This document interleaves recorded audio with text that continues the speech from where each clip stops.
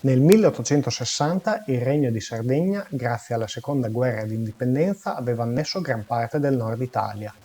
La classe dirigente sabauda si trovava allora impegnata nella riorganizzazione dei propri nuovi territori, quando arrivò l'inattesa notizia che Giuseppe Garibaldi, eroe delle guerre civili sudamericane e generale sabaudo nella seconda guerra d'indipendenza italiana, stava organizzando un piccolo corpo di spedizione armato grazie ad una sottoscrizione proveniente dai patrioti di tutta Italia.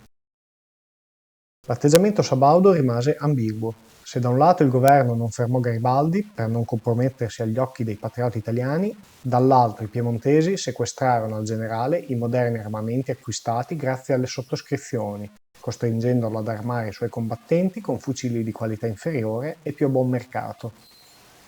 I garibaldini, come si chiamavano i combattenti al comando di Garibaldi, erano patrioti arruolati volontariamente. A loro Garibaldi cercava faticosamente di insegnare la disciplina militare, integrandola con le tattiche di guerra apprese in Sud America, che facevano della grande mobilità delle truppe la chiave delle proprie azioni. Garibaldi desiderava l'unità d'Italia e, nonostante la lunga militanza repubblicana, si dispose di servire la monarchia sabauda pur di raggiungere il suo obiettivo. Nella penisola rimanevano da annettere ai territori sardi il Trentino ed il Veneto, in mano austriaca, il Regno delle Due Sicilie e lo Stato Pontificio. Lo Stato del Papa era allora occupato da truppe francesi, la qual cosa suggeriva di evitarne l'invasione, per non provocare una guerra contro la Francia. Il Regno delle Due Sicilie era invece percorso da malumori, particolarmente la Sicilia, che aveva dato vita a moti antiborbonici nel 1820, nel 1837 e nel 1848. Il clima sembrava essere tornato favorevole alle insurrezioni. Infatti, il 4 aprile 1860 Palermo insorse e fu seguita da Bagheria, Misilmeri, Capaci e Carini. La repressione borbonica alle rivolte fu brutale, ma la presenza di questi moti popolari convinse Garibaldi ad agire in Sicilia. Tra il 5 e il 6 maggio 1162 garibaldini sequestrarono 2 battelli della compagnia Rubattino e dal porto di Quarto si diressero verso la Toscana. Tutta Europa guardava con apprensione l'avventura dei garibaldini, non sapendo quale fosse la loro destinazione. Per tutelarsi diplomaticamente, il governo sabaudo chiuse i propri porti alle navi di Garibaldi. L'impresa risultava tanto più ardua considerando che l'esercito borbonico in Sicilia contava dai 20.000 ai 25.000 uomini ed il Mar Tirreno era battuto dalla flotta borbonica composta da 24 navi. Senza alcun supporto navale quindi Garibaldi raggiunse Talamone, dove si rifornì di carbone e lasciò 60 uomini a terra come diversivo. Le 2 imbarcazioni ripartirono dalla Toscana, percorrendo un largo giro per evitare la flotta borbonica ed arrivare in vista del porto di Marsala l'11 maggio.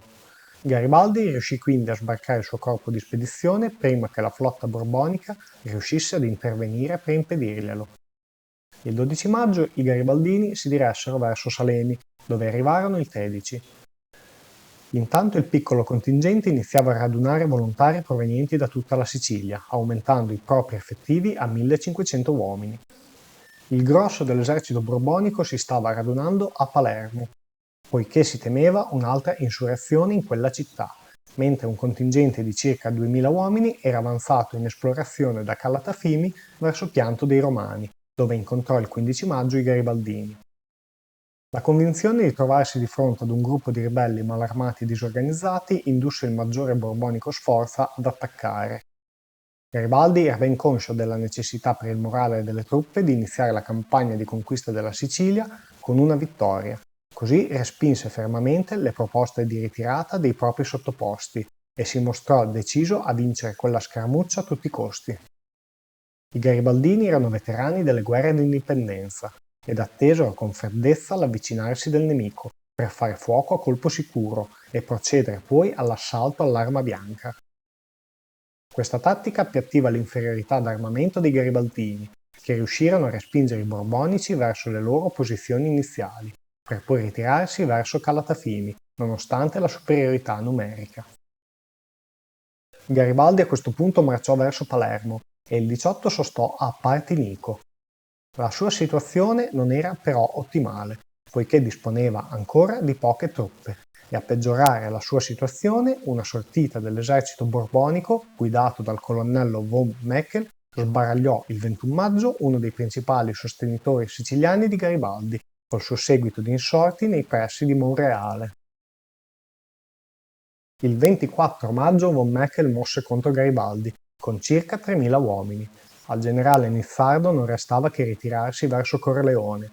Egli però, giunto a Piana degli Albanesi, durante la sera divise le sue truppe. Una colonna formata dai feriti e dalle artiglierie al comando del generale Rossini proseguì verso Corleone, mentre Garibaldi, al comando del resto dei volontari, deviò a sinistra verso Misilmeri, coperto dal favore della notte. Von Meckel cadde nella trappola ed inseguì la colonna di Rossini, credendola quella del corpo principale. Garibaldi a Misilmeri rinfoltì le sue fila con 1.000.000 di insorti siciliani, organizzati da Giovanni Corrao, e il 27 maggio attaccò Palermo, riuscendo ad entrarvi. Tra il 27 e il 30 maggio il popolo palermitano insorse e l'esercito borbonico si prodigò in una dura repressione, non lesinando bombardamenti a tappeto sulla città. Il 30 maggio il generale borbonico Lanza chiese a Garibaldi un cessate il fuoco, proprio mentre dall'altra parte della città entravano i rinforzi di von Meckel di ritorno dall'inseguimento di Rossini.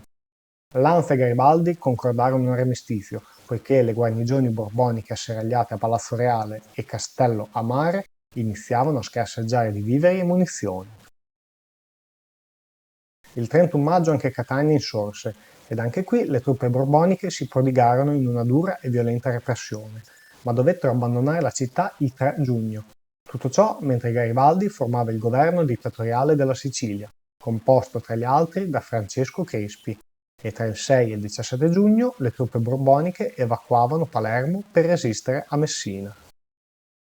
Pur con le difficoltà dovute alla forte flotta borbonica nel Mar Tirreno, a Garibaldi arrivarono rinforzi dal continente.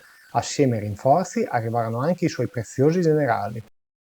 Fu così che Garibaldi riuscì ad organizzare le sue truppe in un vero e proprio esercito, che si chiamò Esercito Meridionale. Il 20 giugno il generale inviò una divisione con a capo Tours verso Enna, col compito poi di procedere verso Catania. 1.200 uomini al comando di Bixio furono inviati verso Licata, col compito di ricongiungersi a Tours a Catania, passando da Siracusa, mentre il generale Medici avrebbe mosso direttamente verso Messina. I napoletani inviarono 3.000 uomini per rinforzare la fortezza di Milazzo.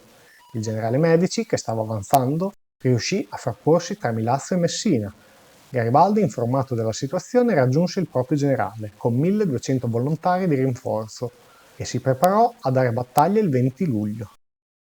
Se i garibaldini a Milazzo schieravano circa 4.400 uomini, i borbonici disponevano di circa 1.000 uomini a difesa della fortezza, dotati di ben 24 cannoni al comando del colonnello Raffaele Pironti, mentre altri 3.400 soldati di rinforzo al comando del colonnello Del Bosco furono abilmente disposti su solide posizioni difensive ad est della fortezza.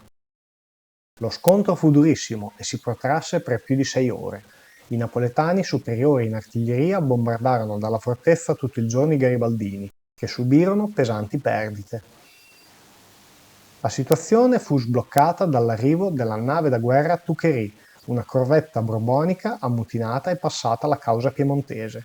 Questa nave bilanciò l'inferiorità di cannoni dei garibaldini e portò il contingente di Del Bosco a dover rifugiarsi anch'esso nella fortezza.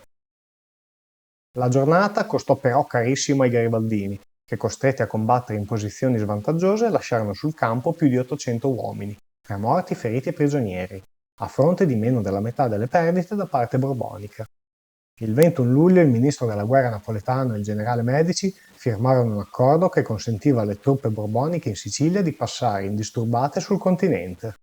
Il 25 luglio capitolò Milazzo, il 27 capitolò anche Messina, seguita il 28 da Siracusa.